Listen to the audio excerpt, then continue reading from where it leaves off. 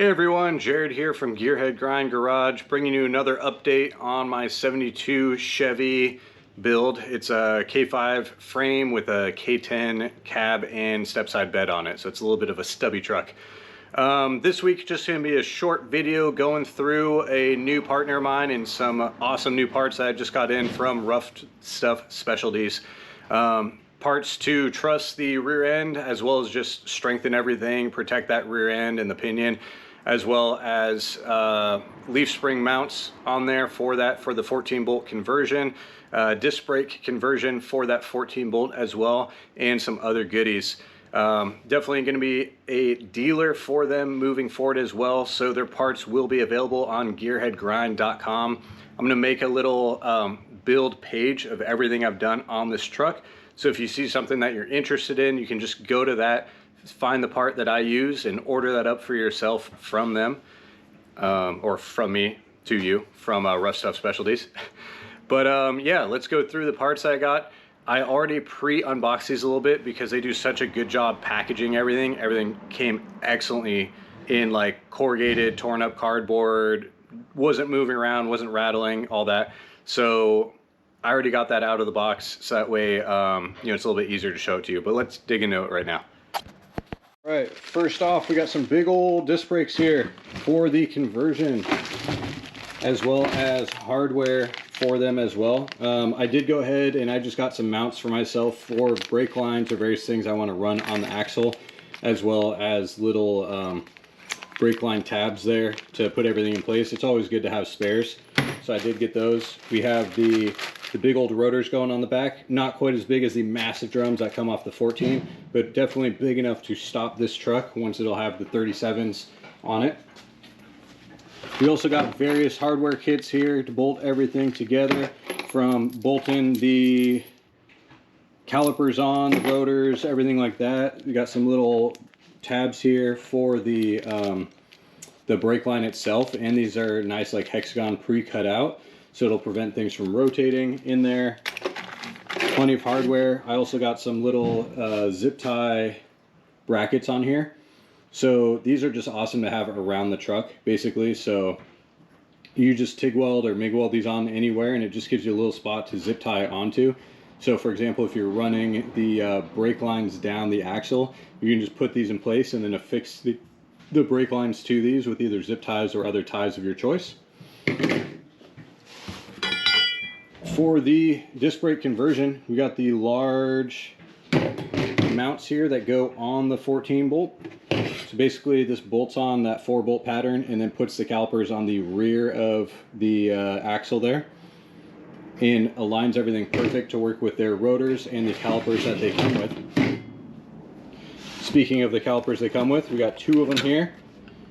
You got these decent sized calipers with e-brake on them. So it's an easy e-brake kit if you do want an e-brake on your truck. They also offer this as a non-e-brake package, and you do save some money there. But I did want to make sure I have an e-brake installed somewhere, you know, on this truck. So I opted for the e-brake ones here.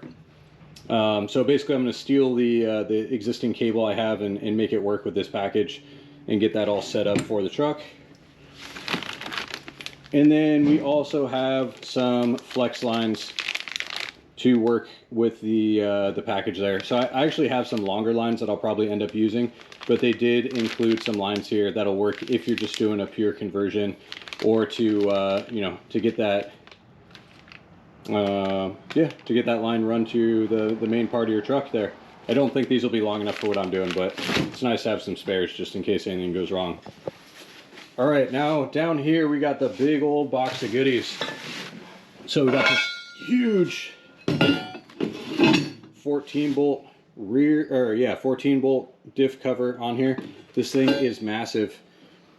It looks like we got a 3/8 flange there, and actually just based off the weight, it feels like everything is 3/8 on that cover. So big old chunky piece. So if you drag that along rocks or anything, that thing is going to hold up and be absolutely bulletproof. They also do a little countersinking and milling of the points for the bolts there, so you know, they're not going to interfere with the welds or anything like that on this. And then also machine the bottom of it to make sure it is perfectly flat and smooth, so you're not going to get any leaks on there. That's pretty awesome. Additionally, we have a substantially smaller cover for the Dana 44 we're going to run in the front. That's right, I am going to take my chances and run a beefed up 3/4 ton Dana 44 out of a 1977 K20, the same truck that the 14 bolt came out of. But we're going to do some Yukon gears, locker, and chromoly axles and other things to beef up that Dana 44. But I did get this nice cover for the front as well. Still definitely beefy in its own regards, and the front is going to be the one that's most likely to take any damage as you're going down the trail. All right, next out of the box is the pinion guard on there. So this bolts on the front of that 14 bolt, and it hangs down like that to provide protection from rocks on that pinion gear and mount. So the drive shaft comes in here, pinion's hanging out, and this is just to prevent you from grinding any rocks on there. And super chunky protection here with that 3/8 steel hanging out there. All right, we got some leaf spring mounts here specific to the 14 bolt, as well as some U-bolts specific to that, and then some spring purchase here that are going to get welded on the 14 bolt. So basically what I'm going to do is measure my width that is needed on this truck here in front of you to figure out the measurement between the leaf springs, and then get that pinion centered in between that measurement. Then we're going to figure out what the pinion angle should be for this truck to mount what's coming out the rear of the transmission underneath. And then we're going to get these welded on that 14 bolt to match up with everything there. So some nice beefy mounts here that should be nice and easy to weld on. All right, to go with this chunky rear cover and that front pinion guard we went over, this is another piece that goes in between that pinion mount and the top of the 14 bolt, because this 14 bolt is going to be trussed, as I'll show you next. So that just really ties everything together and makes that 14 bolt even more of a truly bulletproof rear axle once all said and done. All right, so you see I've got this big old rear truss here. I don't know if I'll be able to get this out of the box in one piece. Let's see. Sorry, I wanted to get that out of the box. So what we have here is the 14 bolt truss from Ruff Specialties. So they have, it's pre-bent and everything, so all you have to do is weld it together. So everything you see there is attached to it, and then you have the other sides of this truss that are all pre-curved and everything, perfect for that 14 bolt that go right, right in there. I think I have the wrong side, but should fit perfectly in that truss.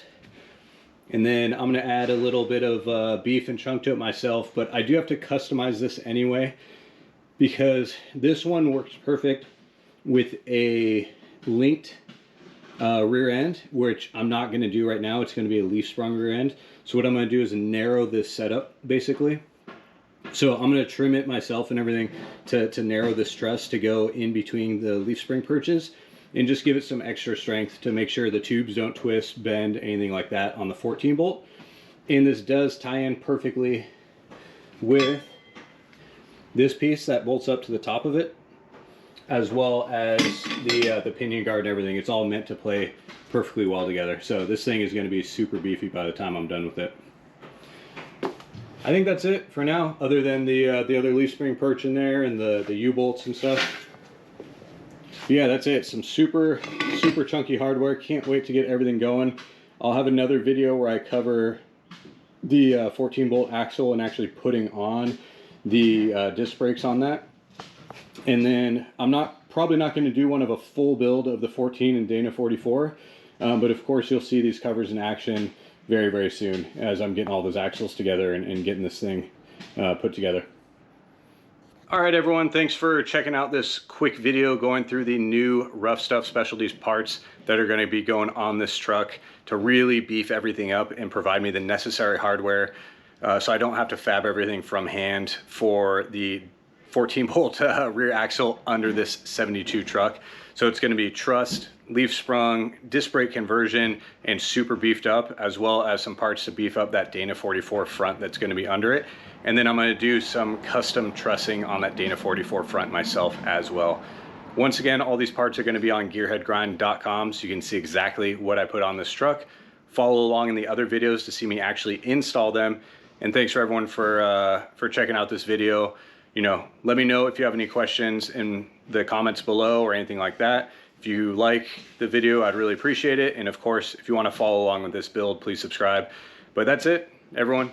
Go check out the other videos to see more of what I've done on this custom build 72 Chevy K7.5. All right, see y'all.